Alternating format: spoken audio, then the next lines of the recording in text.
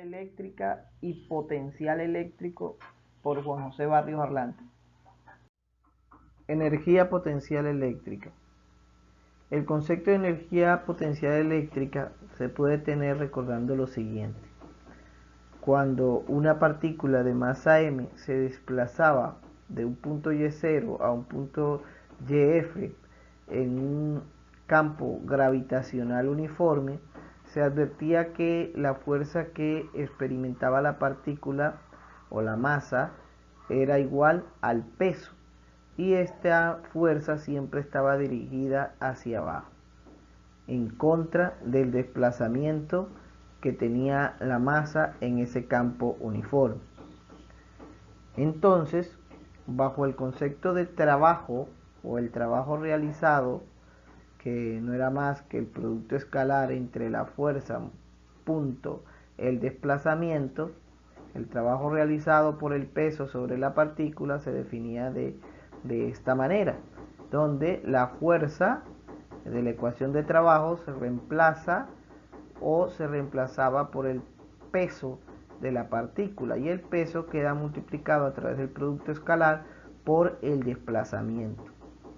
En este caso, el peso está dirigido hacia abajo. Si se asume el eje Y como el eje vertical, entonces el peso tiene una dirección en menos J, y el desplazamiento de la partícula era en dirección J positiva, en este caso como se indica en el gráfico.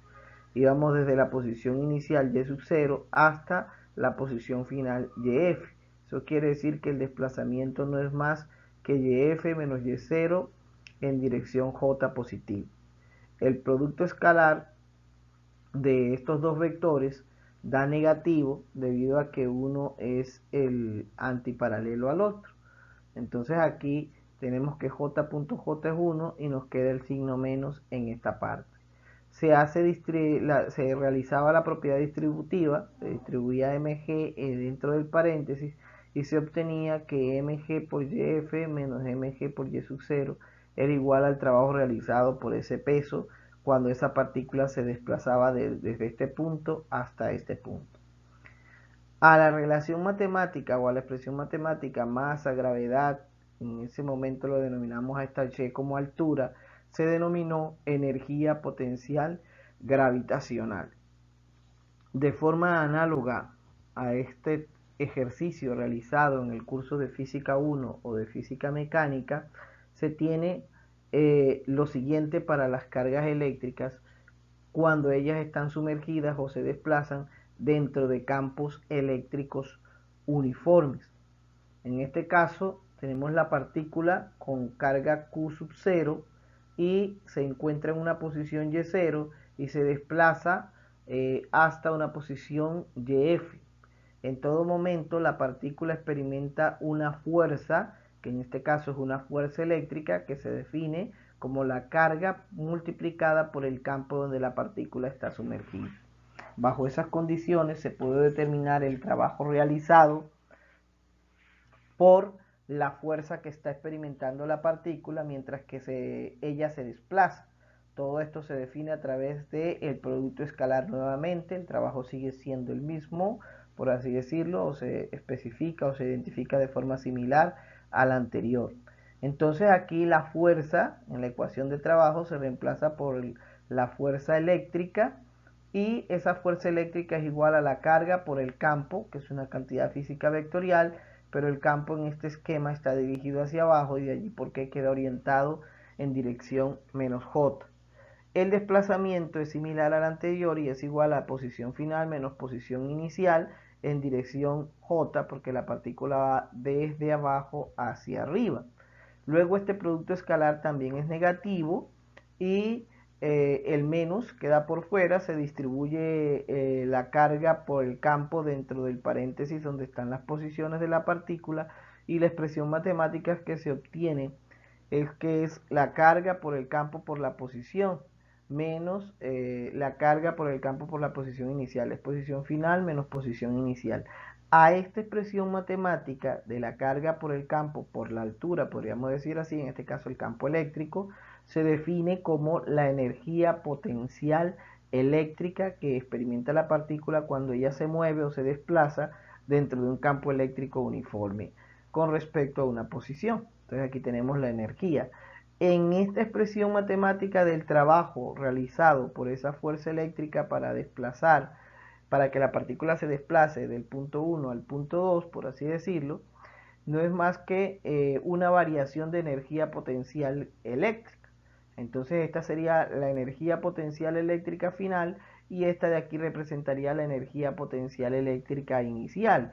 Quiere decir que aquí tenemos una variación de energía potencial eléctrica de forma análoga o similar a que aquí en esta parte teníamos o se tiene una variación de energía potencial gravitacional.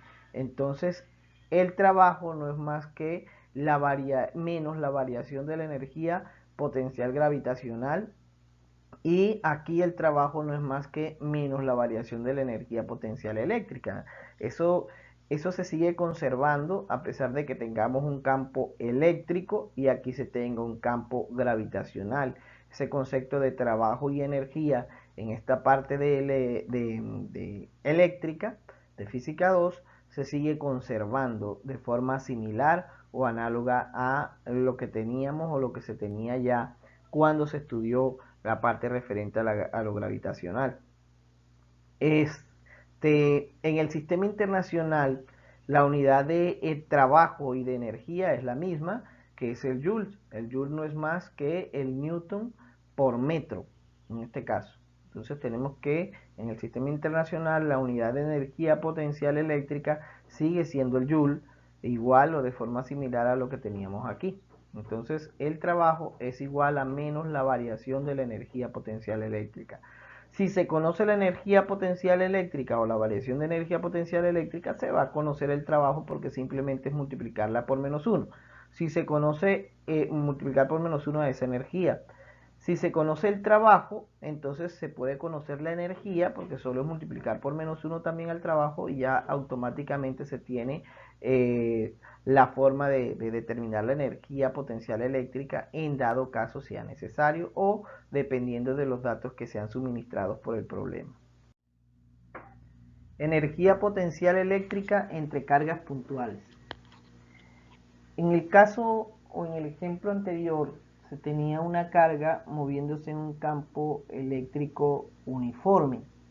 Aquí se tiene una carga que se identifica con la letra más Q, se coloca de este tamaño por resaltar el campo eléctrico generado por esa partícula, que al ser una carga puntual, pues genera líneas de campo eléctrico que salen radialmente de esa partícula.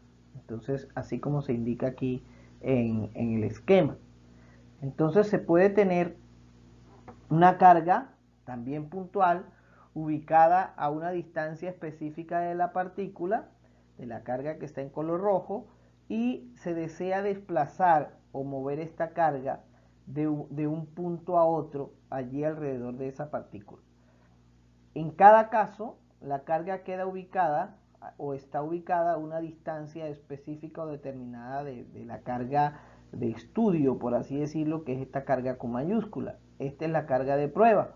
Entonces esta carga de prueba se puede desplazar de todas las formas sin importar la trayectoria y llegar al punto R2 o el punto ubicado a una distancia R2 de la carga Q mayúscula.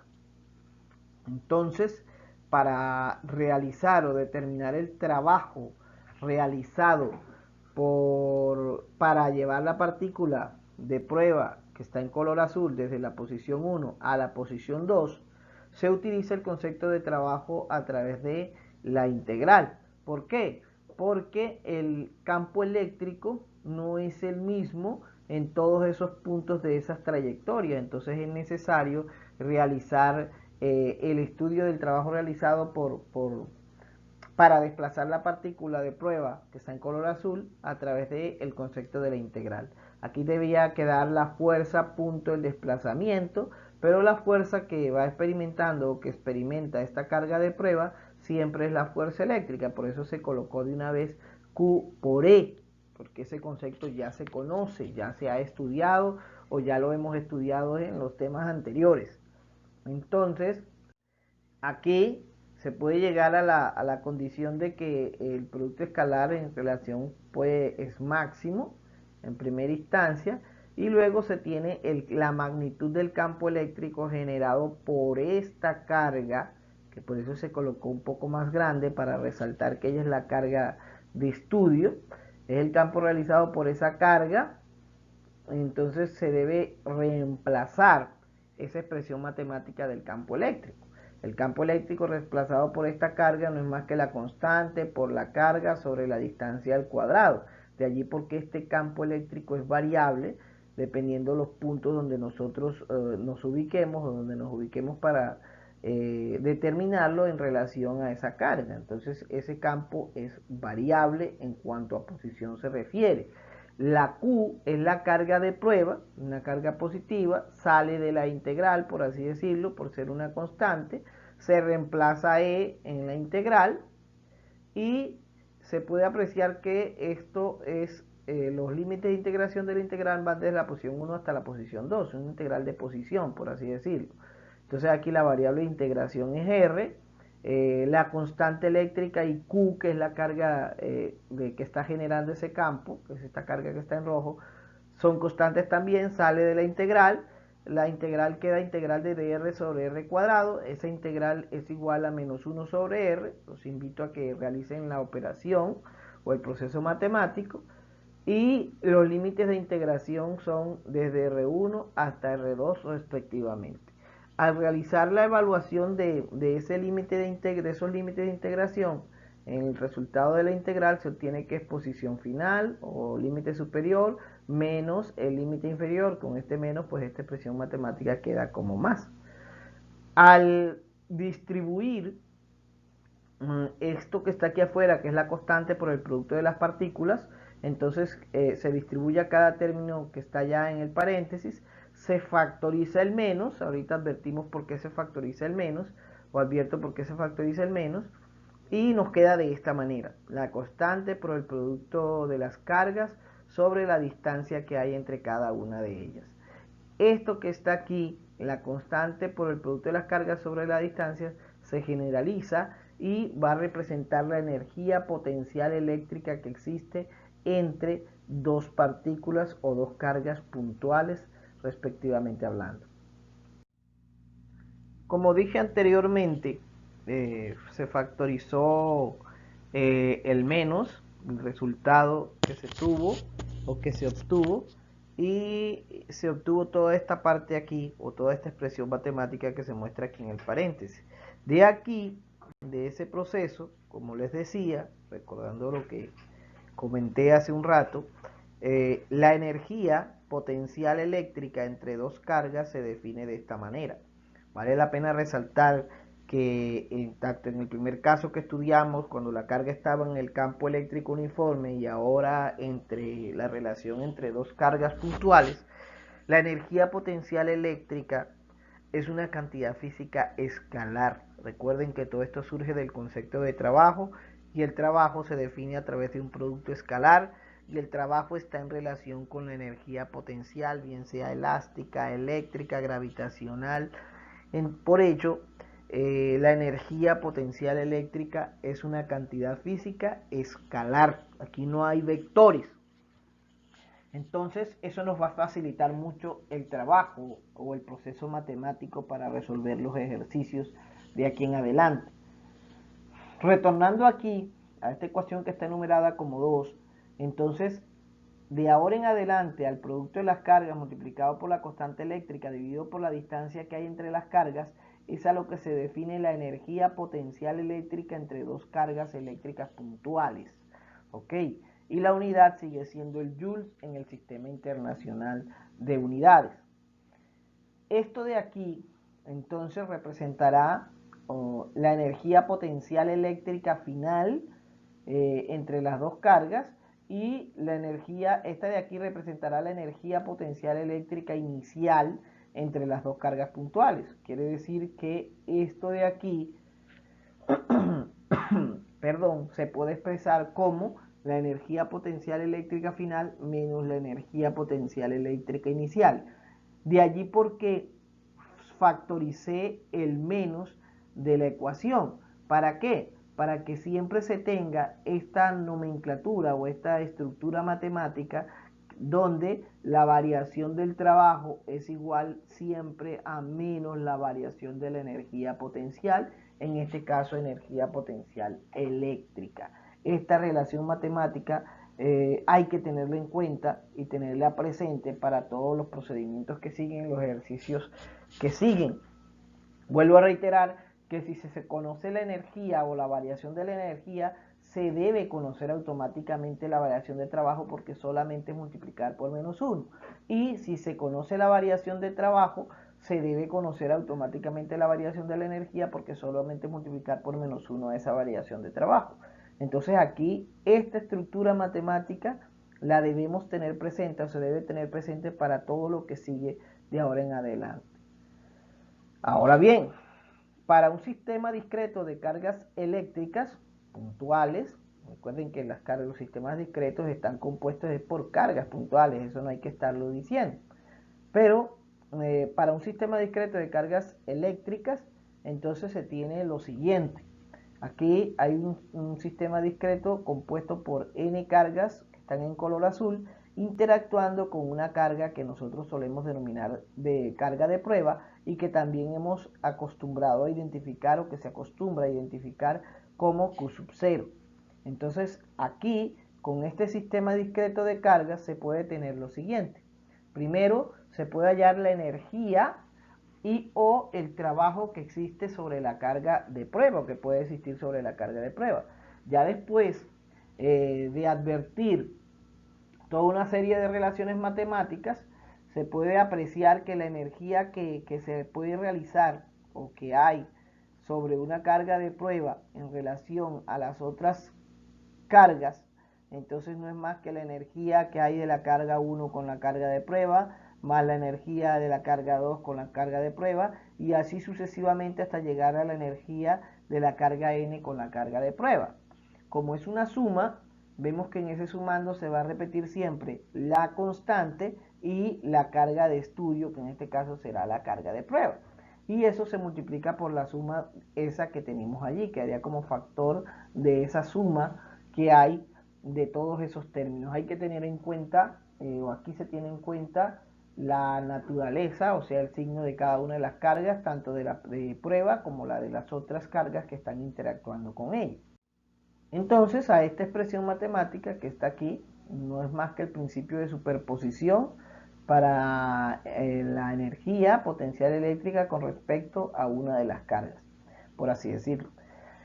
Luego también se tiene la energía potencial eléctrica que hay de la carga 1 con la carga 0, de la carga 2 con la carga 0, o sea, todas con la carga 0, luego la 2 con la 1, la 3 con la 1, la 4 con la 1, hasta la última con la 1.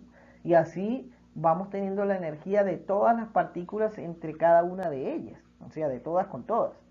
Aquí lo que no se deben repetir es parejas. Por ejemplo, si ya se tiene la energía de 1 con 2, no debe aparecer la energía de 2 con 1, porque estaríamos redundando. O se estaríamos redundando y una vez se entraría en un proceso allí erróneo matemáticamente hablando o físico-matemáticamente hablando. No se deben repetir parejas. Esto es una cantidad física escalar. Al tener una relación 2-3 o la carga 2 con la carga 3, no debe aparecer la carga 3 con la carga 2 otra vez en la sumatoria o en el proceso matemático, porque vuelvo y reitero, se estaría redundando. Entonces aquí esa energía que hay de todas las partículas con todas las partículas se denomina como la energía de ensamble. Entonces esa energía de ensamble se acostumbra a expresar allí en el formalismo matemático como la constante, porque es lo único que podemos garantizar que se repite en esa suma de esas interacciones de cada carga o de todas las cargas entre sí, por la sumatoria que hay desde un i menor que j hasta n del producto de QI por QJ sobre la distancia que hay entre I y J. ¿Por qué se escribe aquí en la sumatoria I menor que J?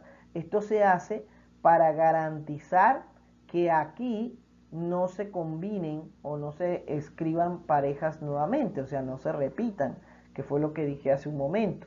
O sea que si aquí tengo 1 con 2, aquí en ningún momento de la sumatoria va a aparecer 2 con 1, sino que se va a seguir este orden, por así decirlo, numérico, para que no se genere ese conflicto matemático allí al momento de reemplazar. Más adelante hacemos un ejercicio al respecto para que se aclare o que nos quede claro todo este concepto de energía potencial eléctrica sobre una partícula y la energía de ensamble para un sistema de cargas discretas.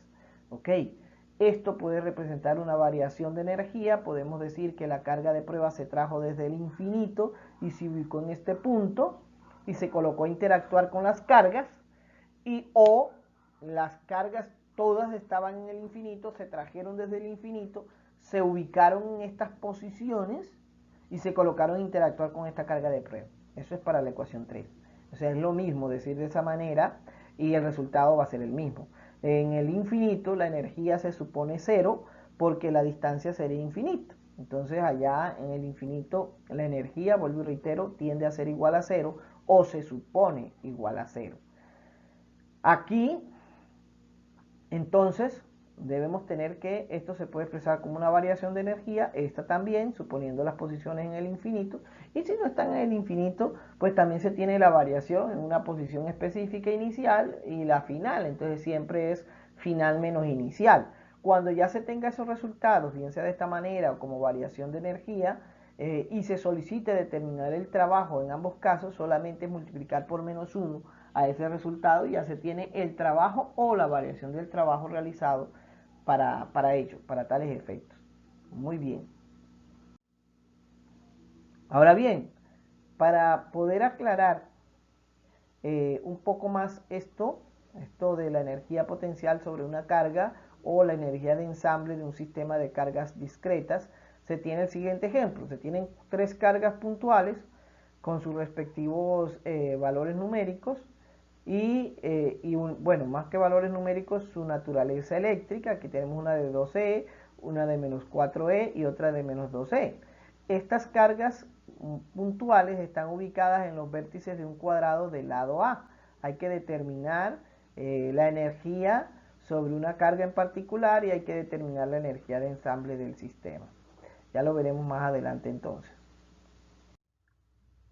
Como se dijo en el ejemplo, o se solicita aquí en el ejemplo, se ubicaron 3 cargas puntuales en los vértices de un cuadrado del lado B y se solicita en primera instancia determinar la energía potencial eléctrica sobre la carga 1 y se solicita determinar también la energía de ensamble de todo el sistema de cargas.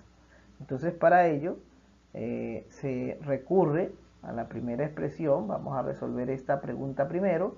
Entonces la energía potencial eléctrica sobre la carga 1 está dada por VQ1, que sería la identificación de cuál es la energía que se está determinando, estamos determinando, y que esto es igual a la constante por la carga 1, factor de la sumatoria, como se decía, que es la carga 2, sobre la distancia que hay de 2 a 1, y más la carga 3 sobre la distancia que hay de 3 a 1. Aquí no hay cantidad de física vectorial, vuelvo y reitero.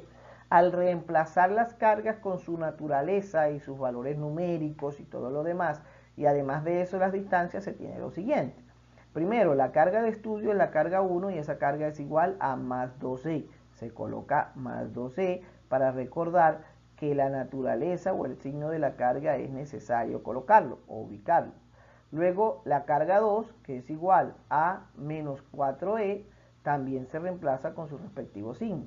Sobre la distancia que hay de 2 a 1, miren, aquí no hay un vector, aquí hay distancias. Entonces la distancia que hay de aquí hasta aquí, o sea, de 2 a 1, como es un cuadrado, este lado mide b, entonces se divide por b. Luego viene más la carga 3, que es igual a menos 2e, de allí porque aquí se coloca menos 2e, dividido por la distancia que hay de 3 a 1. De 3 a 1 es la diagonal acá del cuadrado, que si se hace el proceso matemático respectivo aplicando el teorema de Pitágoras, pues simplemente esa diagonal es igual a b raíz de 2. Esta sería la energía potencial sobre la carga 1. ¿Qué corresponde ahora? Un procedimiento algebraico o matemático para tratar de simplificar el resultado. O sea, debemos simplificar siempre nuestro resultado matemático y la simplificación sería esta.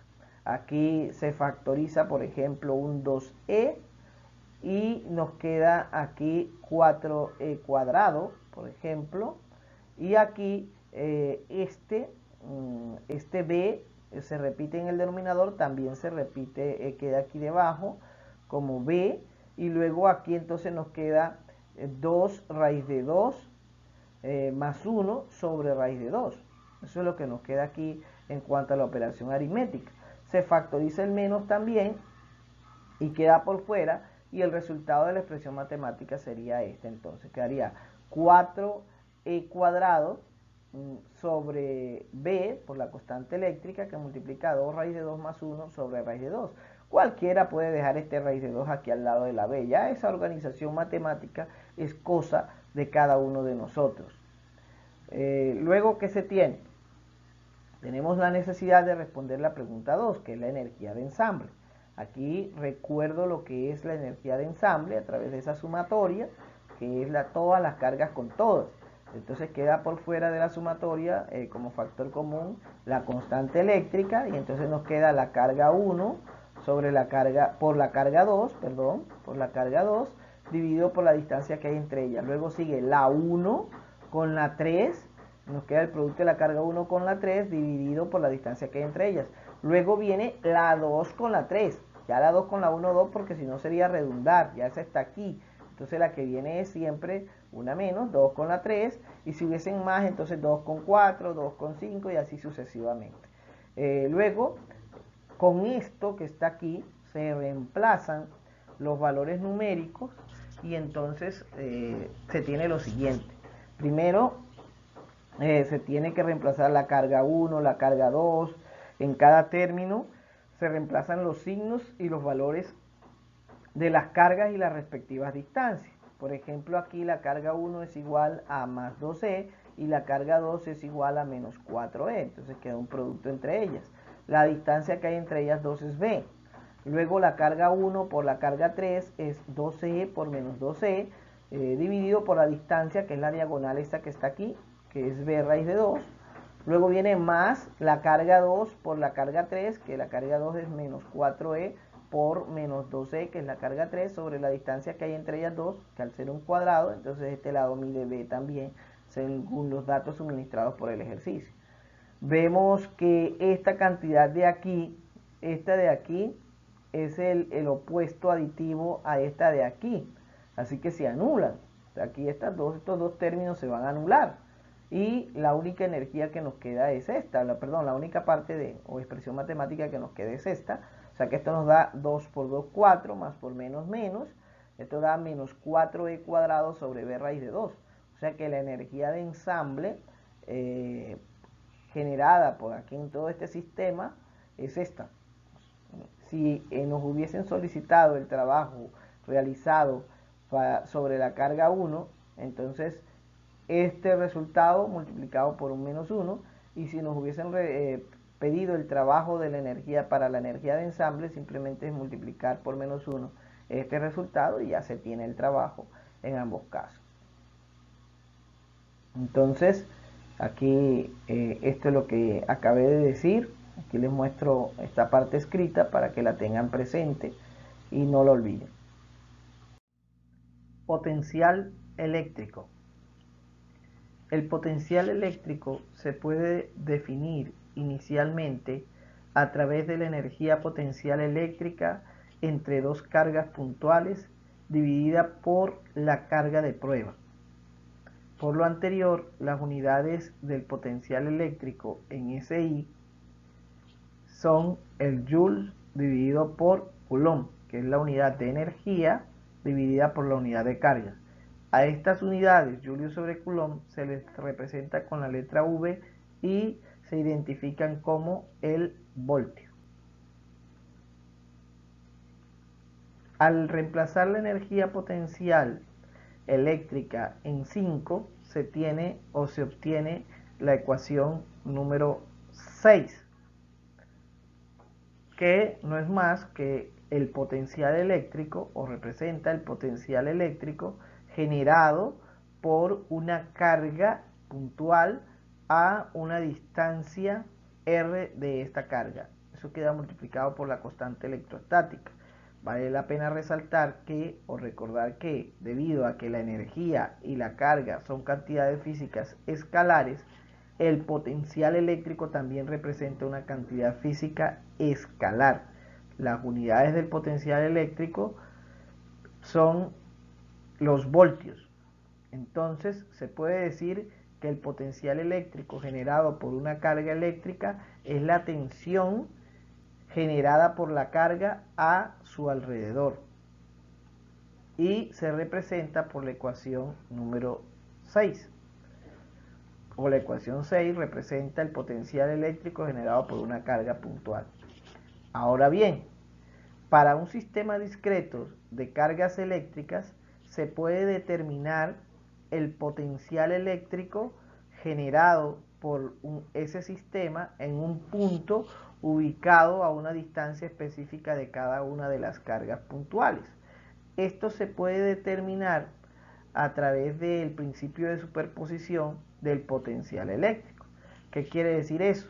¿Qué dice este principio? Que el potencial eléctrico resultante en un punto P generado por una distribución discreta de cargas puntuales, o simplemente una distribución discreta de cargas, es igual a la suma de los potenciales eléctricos generados por cada una de las partículas cargadas eléctricamente de forma independiente en ese punto. Se hallan los potenciales generados por cada una de ellas y se suman. Este principio de superposición del potencial eléctrico se representa a través de la ecuación número 7. Para tener una idea un poco más clara al respecto de este concepto que se acaba de explicar y de este principio de superposición del potencial eléctrico generado por una distribución discreta de cargas, se tiene el siguiente ejemplo. En este ejemplo se solicita determinar el potencial eléctrico resultante generado por tres cargas puntuales que están ubicadas en los vértices de un cuadrado del lado B. Entonces, para darle solución al ejercicio o al ejemplo, se debe tener en cuenta que es un sistema discreto de cargas puntuales y se solicita determinar el potencial eléctrico generado por ese sistema en el punto P. Para ello se debe tener en cuenta las distancias que hay de cada una de las cargas al punto y se aplica el principio de superposición del potencial eléctrico para este sistema discreto, lo cual nos da como resultado la constante, factor común, la carga 1, que es 5e positivo, dividido por la distancia que hay de la carga 1 al punto, que en este caso es B. Luego va más la carga 2, que es más 4e. Miren que el signo o la naturaleza de la carga es importante aquí en este tema de potencial. Entonces es más 4e dividido por la distancia que hay de la carga 2 al punto, que en este caso sería la diagonal de ese cuadrado que tiene un valor de b raíz de 2.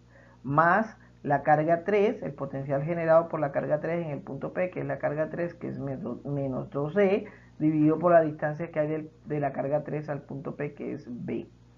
Al hacer las operaciones matemáticas, aquí hay 5 menos 2 nos da 3.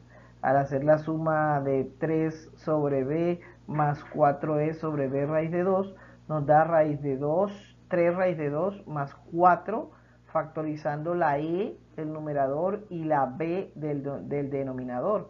Queda todo dividido por raíz de 2. Cualquiera puede escribir toda esta parte aquí en el numerador y todo esto en el denominador, y eso es una estructura matemática que se conserva, por así decirlo. Ahí ya cada uno de nosotros tenemos la forma de representar esa estructura matemática, siempre y cuando quede bien escrita, pues todas son similares o iguales, por no decir otra cosa. Eso es el ejemplo, este fue el ejemplo de la aplicación del potencial eléctrico generado por un sistema discreto en un punto P. Ahora bien, para distribuciones continuas de carga eléctrica se tiene lo siguiente. Si se Podemos apreciar aquí el esquema, que hay una distribución continua de carga eléctrica. La carga está distribuida a lo largo de todo el volumen o a lo largo de toda una superficie. Todo depende, puede ser distribuida linealmente, superficialmente o volumétricamente hablando. Como ya esas distribuciones las conocemos o se conocen porque ya se han estudiado anteriormente, tenemos una distribución como en este caso. Para poder determinar el potencial eléctrico o la expresión matemática que sirva para determinar el potencial eléctrico generado por toda esta distribución en un punto ubicado a una distancia específica de ella, entonces se debe empezar a realizar diferenciales. Luego se mide la distancia que hay de cada diferencial al punto y se realiza un proceso de sumatoria a través del concepto de integral.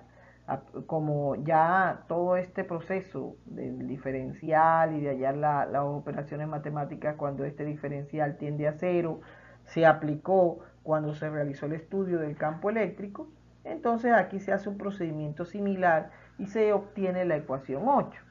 Esta ecuación nos da la expresión matemática para determinar el potencial eléctrico resultante generado por una distribución continua de carga eléctrica ubicada en un punto P.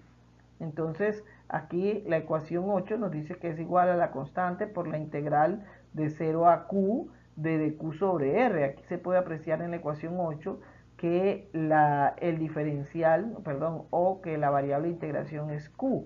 De allí porque los límites de integración quedan en función de la carga de esa distribución. Se asume siempre, o la mayoría de los casos, se asume una carga inicial 0 hasta una carga final Q, que es la carga total de esa distribución que se tenga, bien sea, vuelvo y reitero, lineal, superficial o volumétrica, en cualquiera de esos casos. Entonces esta es una ecuación generalizada para cualquiera de esas distribuciones que se tenga, aquí en la ecuación 8. Ahora bien, también hay otras formas de determinar, por así decirlo, el potencial eléctrico generado por una distribución continua. En este caso se puede colocar el potencial en función del campo eléctrico. Veamos cómo. Entonces aquí recuerdo o podemos recordar que es la variación de trabajo o el trabajo realizado para mover una carga dentro de un campo eléctrico que es variable, entonces es igual a la integral de E punto de R. Esto ya se estudió en los temas anteriores hace un momento. Y también se puede recordar que la variación de trabajo es equivalente a menos la variación de la energía potencial eléctrica.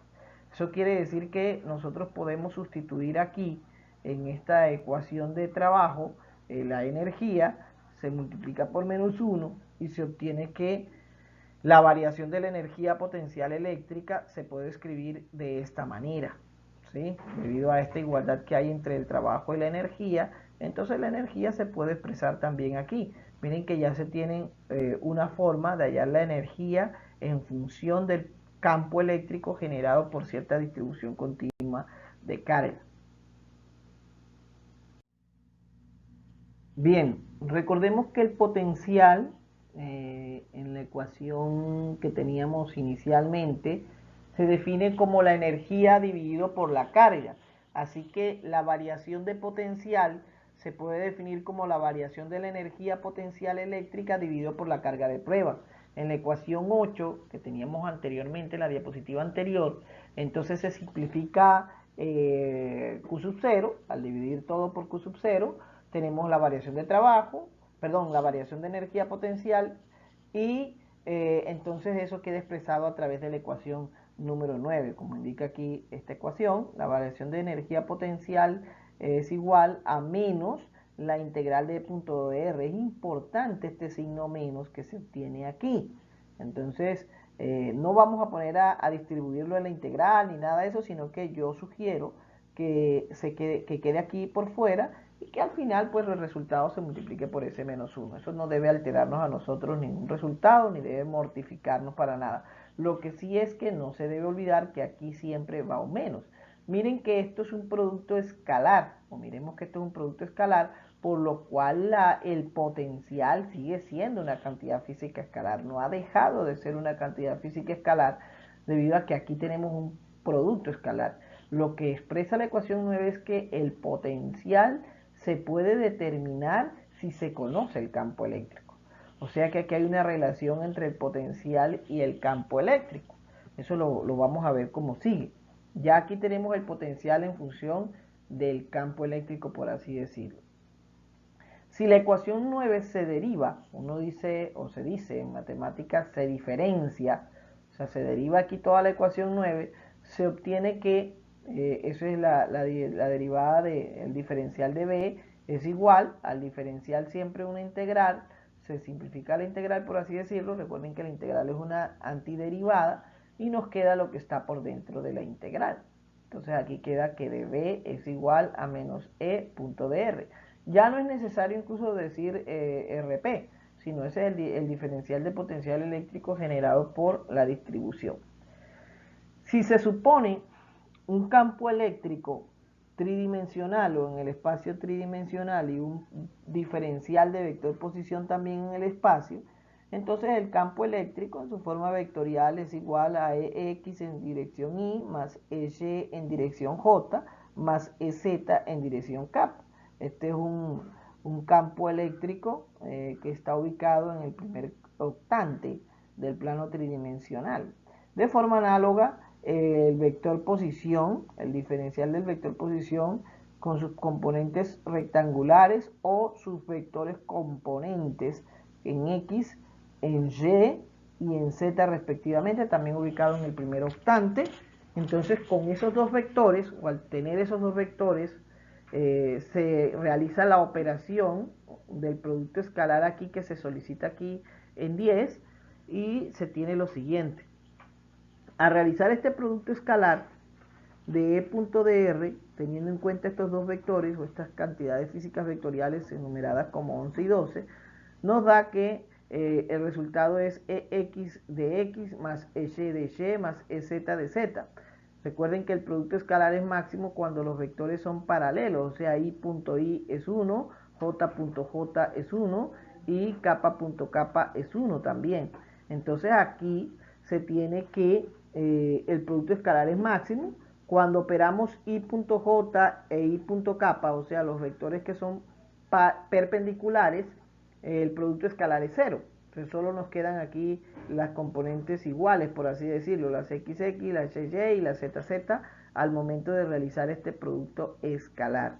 Entonces ya tenemos aquí a través de la ecuación 13 el producto escalar generado por esta operación.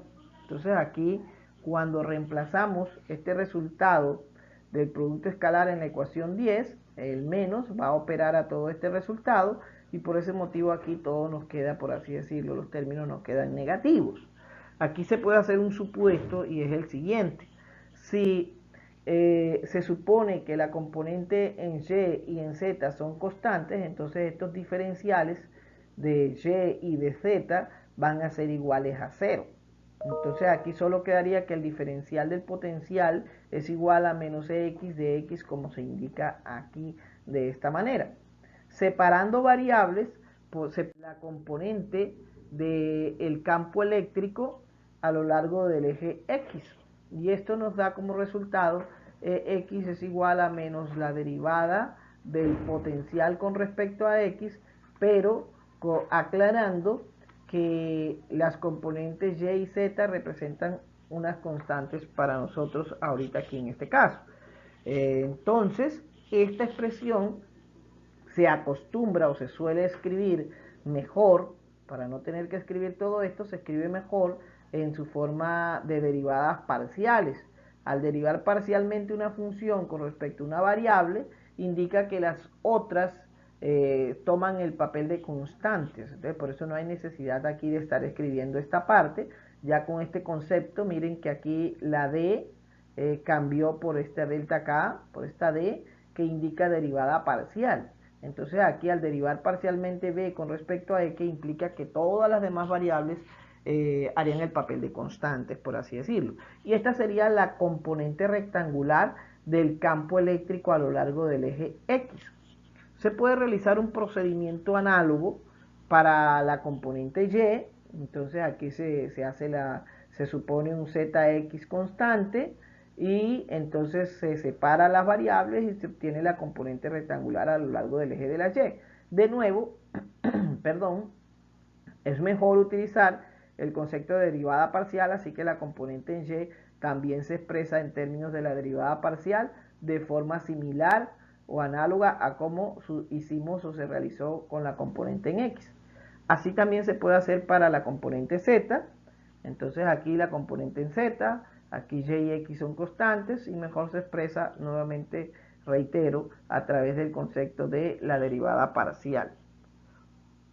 Así las cosas, se reemplazan las componentes rectangulares del campo eléctrico, que son esas derivadas parciales con esos menos, con ese signo menos, en la ecuación 11, como se dice aquí, y se obtiene la expresión matemática del campo eléctrico.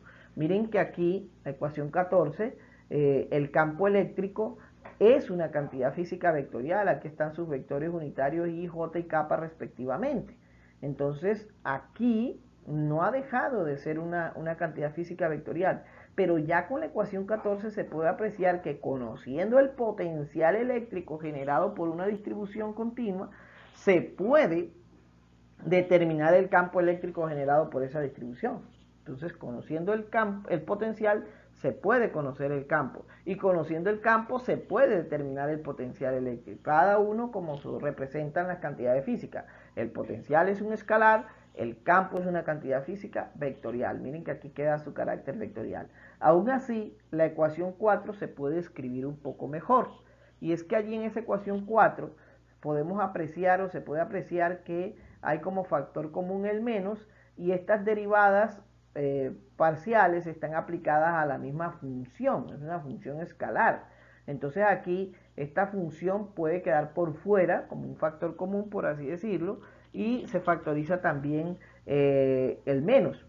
Aquí se puede apreciar que los vectores unitarios se colocaron a la izquierda de las derivadas parciales para no estar tentados, por así decirlo, a derivar ese vector unitario. Ahorita ese no es el objetivo. Entonces aquí se deja a un lado el vector unitario y se coloca después la derivada parcial con respecto a cada una de las variables. En este caso, al estar en el plano tridimensional o en R3, queda de X, de Y y de Z respectivamente. Y la función potencial, que es una función escalar, entonces queda por fuera de esas derivadas. Entonces miren que aquí es otra forma de escribir esta misma expresión 14 de esta manera. Pero esto que está en el paréntesis representa casualmente el operador nabla en su forma vectorial. Entonces, esta expresión matemática de aquí de la ecuación 5 no es más que nabla en su forma vectorial aplicado de esta manera a una función escalar. Entonces nosotros podemos estructurar o reescribir la ecuación 15 como la ecuación 17. Entonces aquí vemos que ya hay una estructura, un formalismo matemático, se aprecia un poquito mejor, se ve un poco más resumido en cuanto a escritura se refiere, pero no se debe olvidar que este operador nabla está en el espacio, o sea, hay que derivadas en X, en Y y en Z, y está aplicado a una función escalar de esta manera. Bajo esta condición, ese operador nabla recibe el nombre de gradiente, ¿sí? A todo esto recibe el nombre de gradiente de potencial, y el campo eléctrico no es más que el gradiente de potencial. Este operador vectorial aplicado a una función escalar nos da como resultado un vector. Con esto se termina el capítulo de este primer corte en lo que tiene que ver o en lo que respecta a la electrostática. Terminamos el concepto de potencial eléctrico. Queda pendiente de resolver unos ejemplos referentes a estas aplicaciones, por ejemplo, del gradiente de potencial o al determinar el potencial eléctrico generado por una distribución continua de carga eléctrica.